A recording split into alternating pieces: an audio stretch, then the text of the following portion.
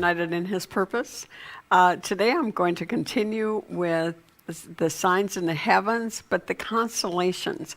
Remember, we talked about constellations, and I did book 1 and book 2. We're going to get into that in a minute.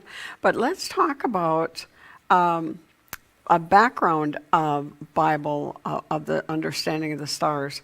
Now, I want to tell you, the best book that I know of that has an understanding of the times according to the Bible, the signs in heavens, are E.W. Bullinger, The Witness of the Stars. And another one that the first book I ever read with the understanding of the stars, and especially the constellations, was Marilyn Hickey, and it's called Signs in the Heavens. And another one is, this is a TBN edition of The Real Meaning of the Zodiac. Remember, zodiac zoo comes from the word zodiac. And here, the real meaning of and this is by D. James Kennedy, Dr. Kennedy. And they give a Bible understanding of the constellations. You're going to be very confused if you just go online and start looking for different constellations, because there is more witchcraft teaching or astronomy. Astrology is an understanding of the time, the constellation you were born under, and what it means, how you can tell what's going to happen in your life by that sign. That is not what God intended. That's called witchcraft, and God never intended that. We even have a ministry friend of ours, and I was talking about the signs in the heavens, and that ministry friend said, well, I'm born under Scorpio.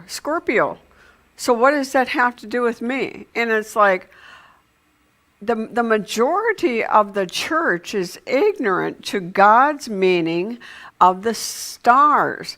And that's what was happening in Matthew chapter 1. Or Matthew chapter 2, where the Magi came. The Magi were from Daniel's school in Babylon. Daniel had taught the Magi what the understanding of the heaven, what the original intent. God created the stars. Psalms 147:4 says God numbered the stars. In Isaiah 4:26, he said God named every one of the stars. Every single one of the stars of those constellations work to tell of the story from Jesus from beginning to end. They are not for you to tell if you're going to find a job or not.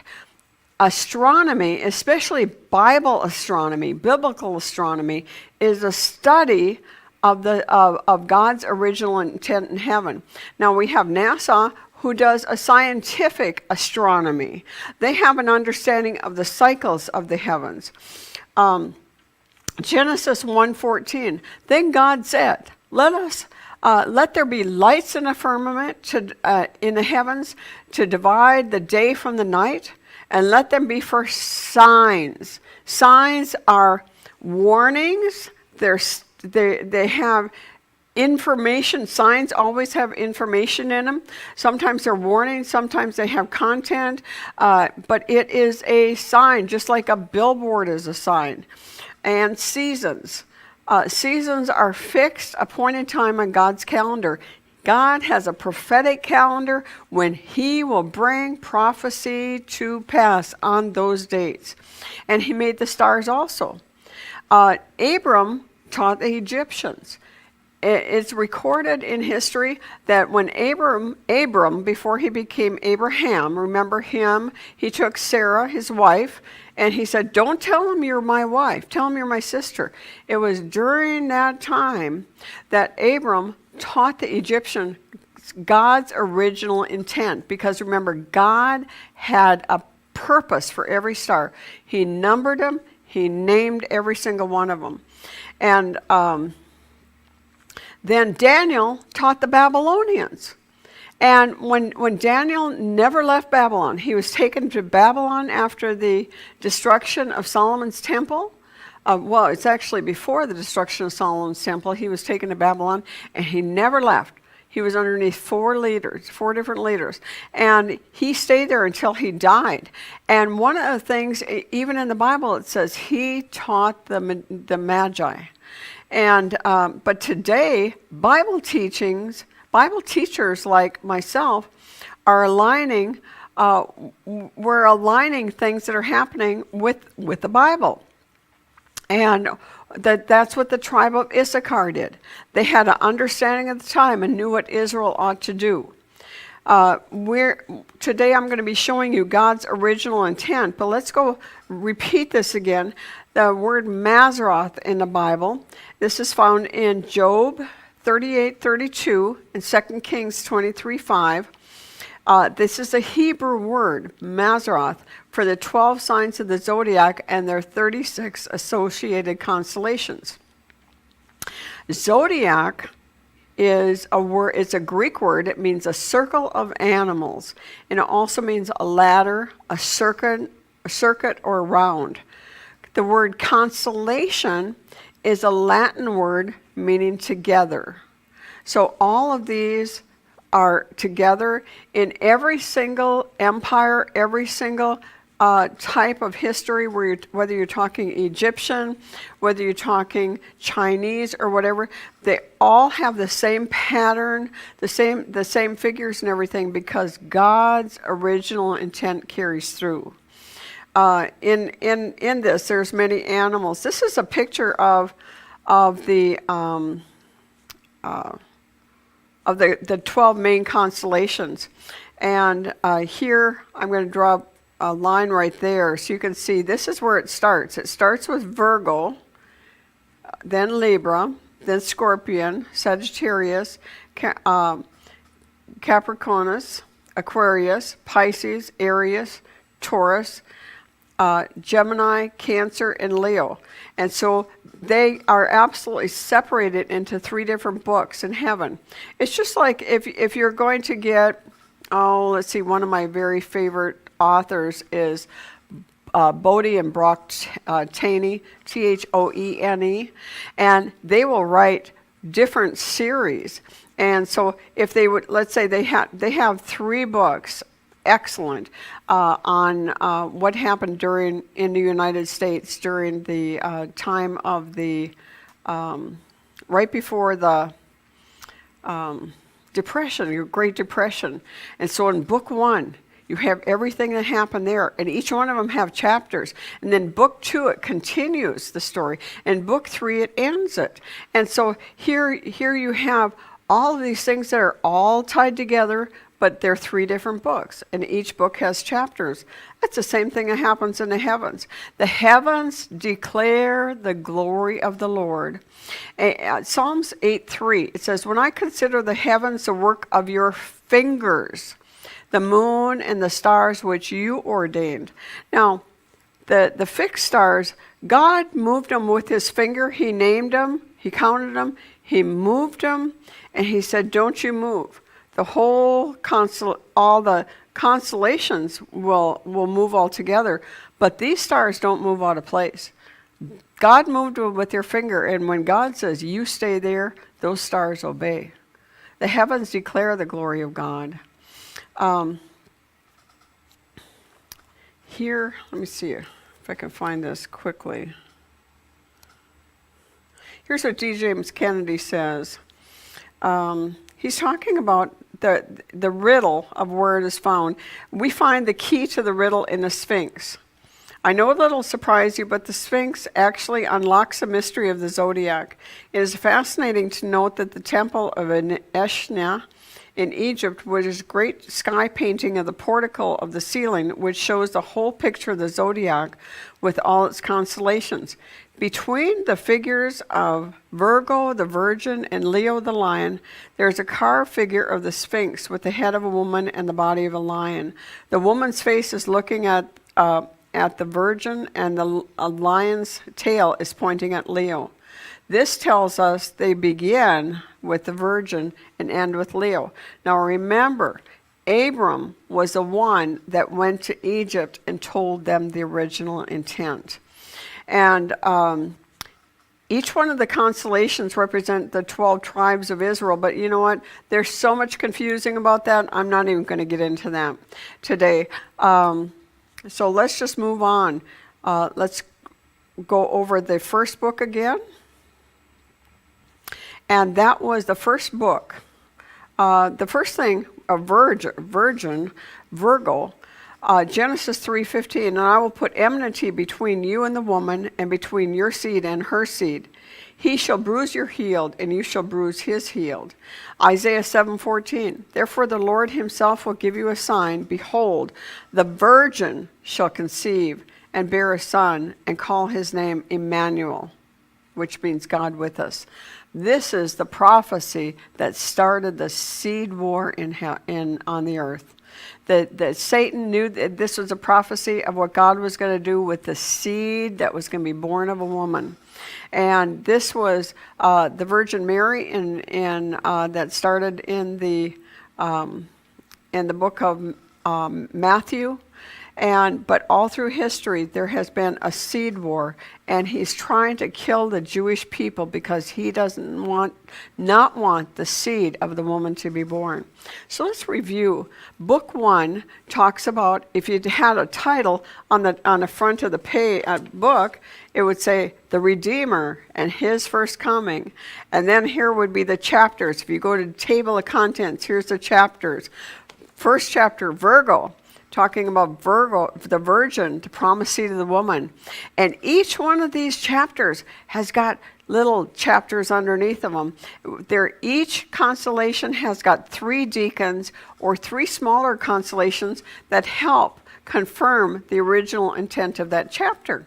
And so the first one, Virgo, the promised seed of a woman. Then Libra, the scales, the price deficient balanced.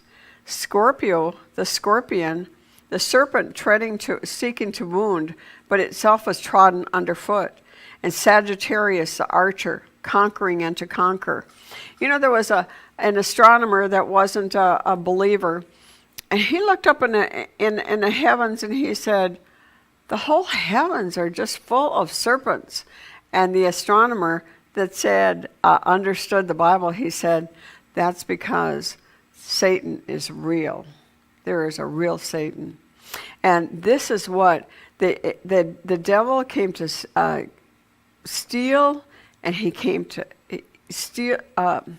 kill, steal, and destroy.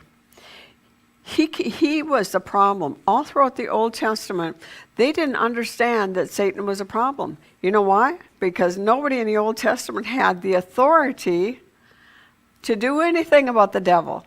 So they just believed that everything came from God. You know, when you read the book of Job, the Lord gives, the Lord taketh away, blessed be the name of the Lord. They didn't understand that God gives and Satan takes away. And so here in this first book, we have an understanding of he was born of a virgin, and he came to destroy all the works of the devil. He came to balance the scales, because we were found in the scales, and we were found wanting. There was no way that our good works could equal or balance the scale of his righteousness. But you know what? Jesus came and he became sin for us, that we might become the righteousness of God in Christ Jesus. And this is what this whole book is about in heaven. I'm going to read to you Psalms 19, because Psalms 19, actually it starts off telling you about the first Bible that was in heaven, and then in verse 7, from the first 6 verses tell about God's Bible in heaven, and then the verse 7 starts talking about the written word, this book. And here, Psalms 19, verse 1, the heavens declare the glory of God, and his firmament shows his handiwork. Day after day utters speech, and night after night reveals knowledge. There is no speech nor language where their voice is not heard. Their line has gone out throughout all the earth, and their words to the end of the world. He has put them to set, he has set a tabernacle for the sun, which is like a bridegroom coming out of his chamber.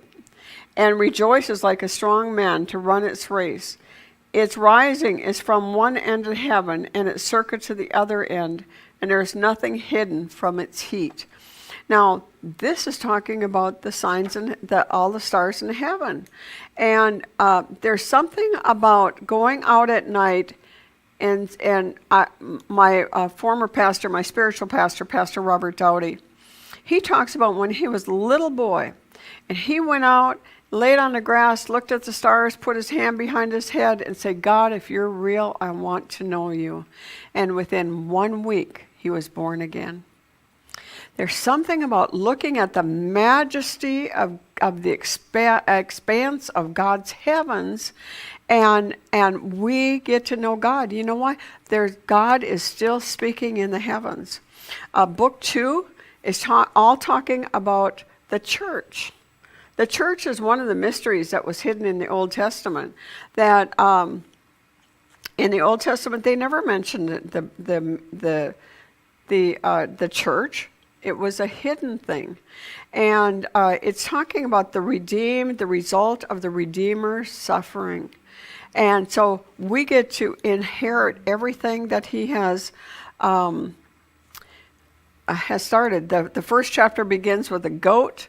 The second and third chapter deal with the fish. And the fourth chapter will end with a ram. So it's full of animals in heaven, but it gives an understanding with all the stars.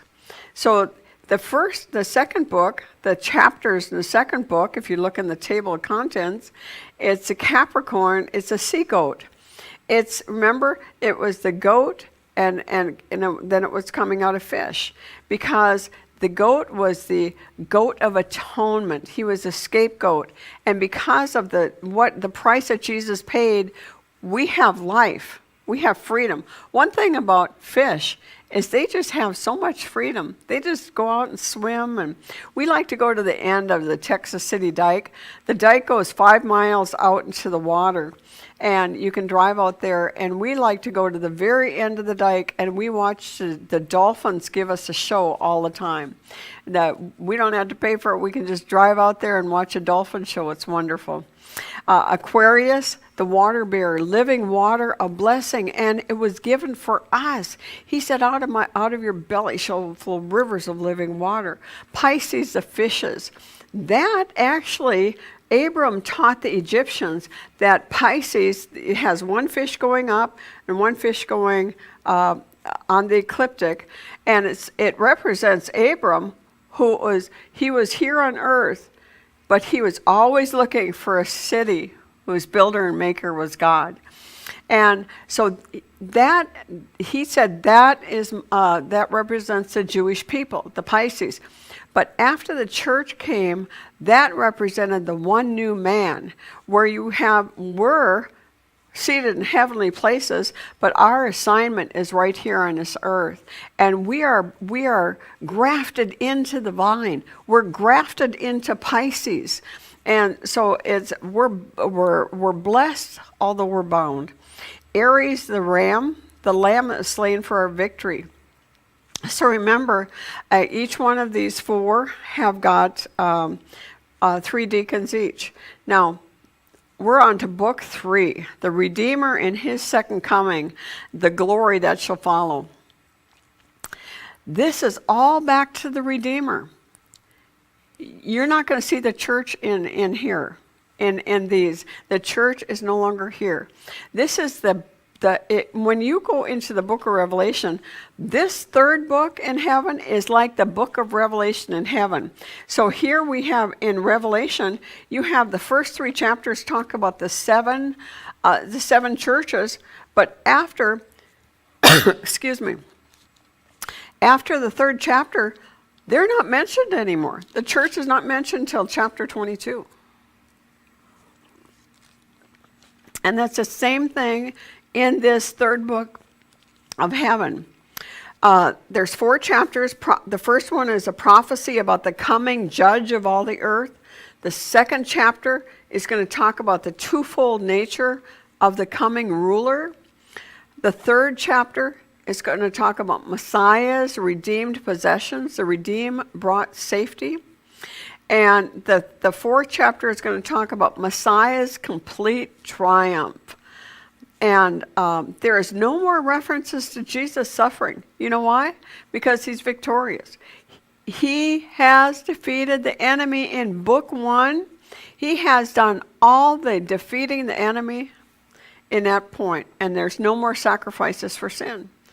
And that was all done in chapter 1. So let's look in the table of contents of book 3.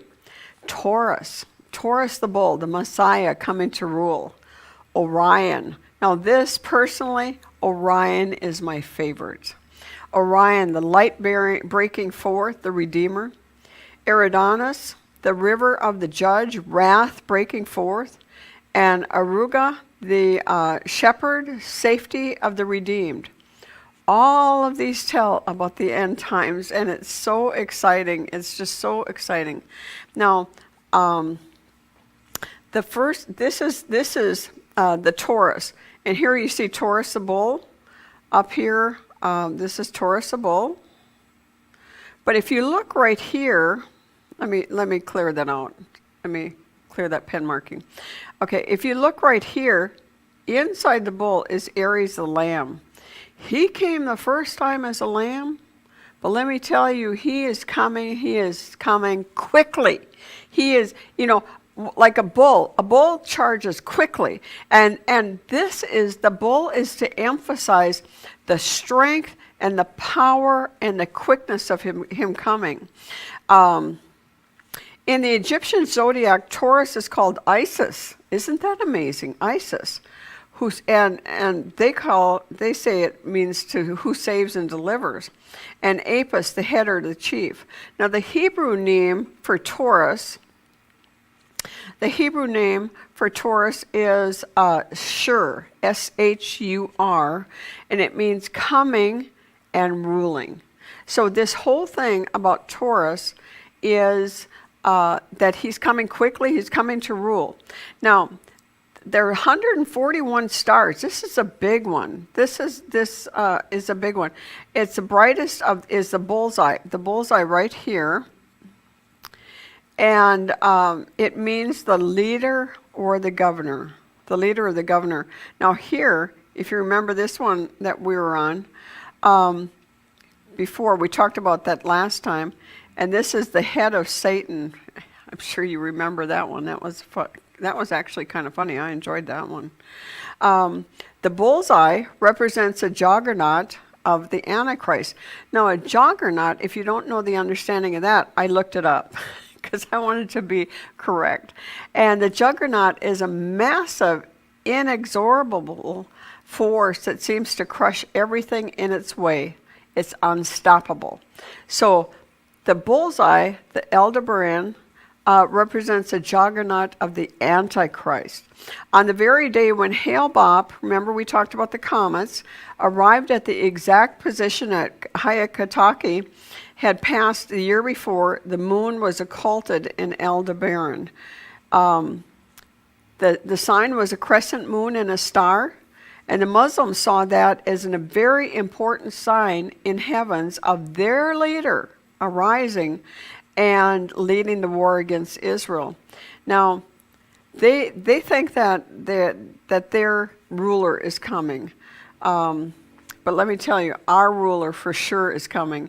The Bible is the only place where it confirms itself. Every single prophecy is confirmed.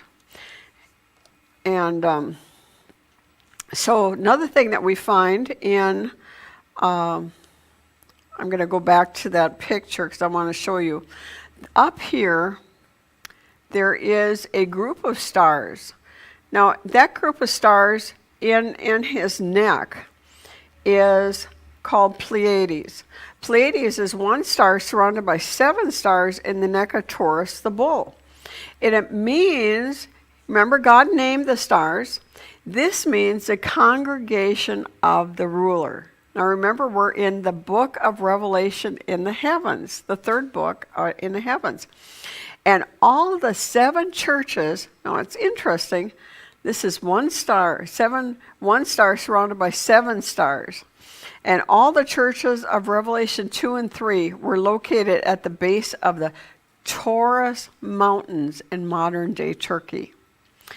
Now, the Pleiades is something that was repeated, in the Bible several different times, and it's never changed its name to this date.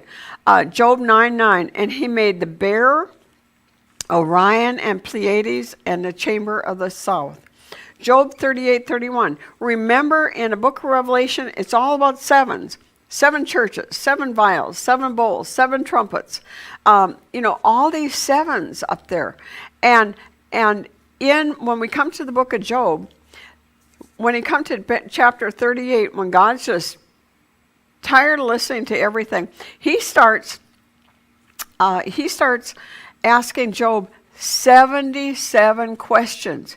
And in those 77 questions, he names Pleiades. He says to Job, can you bind the cluster of Pleiades? Can you find that cluster of Pleiades? And Amos 5:8 says, seek him that makes the 7 stars and Orion. So this is very much talked about in the Bible, Pleiades. Taurus is very much, this entire third book is like the book of Revelation in the heavens. All 41 stars tell of the truth that Jesus Christ, King Jesus, is coming to rule. He is coming. There's no mention of the church. 1 Thessalonians 4:17, then therefore with them who are still alive and remain in the earth will be caught up in the clouds to meet him in the air. Then they will be with the Lord forever. You know what? We are saved from the wrath to come. 1 Thessalonians 5:9 tells us that the church is not appointed to wrath. When he comes to the earth for judgment, I don't plan to be here. Do you? You can be safe with Jesus no matter where you are. There's going to be trials and temptations, but be of good cheer. He has overcome the world. Amen. Shalom.